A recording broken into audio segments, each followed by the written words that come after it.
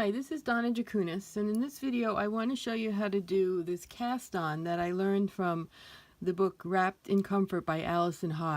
It's a very interesting cast on for the neck of a shawl that has a lot of strands of yarn in it and really big loops on the stitches. So what it has is double strands for the cast on, and then the double ends are woven in. So let me show you how we do that. It's a long tail cast on, and so you need one needle and you need a long tail. But what you do is you take out your long tail, and you're only casting on like 12 or 13 stitches usually for this. But I always just take out a yard or so, just so I have enough for making the cast on and then plenty for weaving in, because I like to weave it in all the way across. Then it makes this nice thick kind of rounded decorative edge.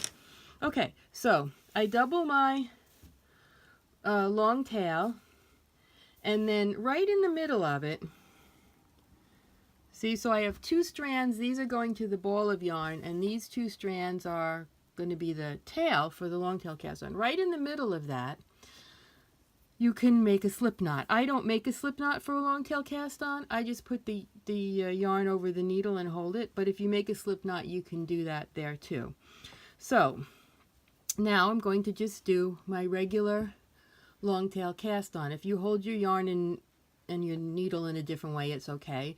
Nothing special about the technique of long tail cast on here. It's just that you have two strands of yarn over your thumb and your finger. So I make my stitch, and see how I'm holding that first loop, that first stitch way back there? That's what I want to do between every stitch. I want to pull it back about an inch from the tip of the needle when I make the next stitch. Then pull it back and then make the next stitch. And I don't pull it tight between. Now see, that one got too close. And don't worry, they will move a little bit. And when you knit into them, there'll still be plenty of room, but you want to just slide it. Make sure you grab that previous stitch when you make the next one so it doesn't pull any yarn out of that. You want all that yarn to stay between the stitches. Pull it back like that, okay? So then you've got this big thick bunch of yarn here, right?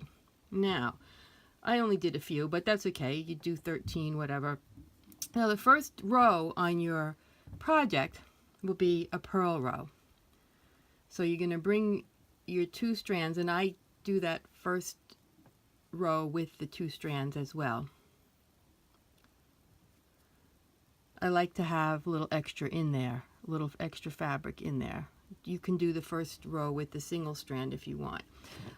But I like to just have a lot of fabric in this, so I'm going to purl a stitch. Now, if you want to weave in this tail as you go, you can just flip it over the working yarn between every stitch. Just let go, flip the tail over the working yarn,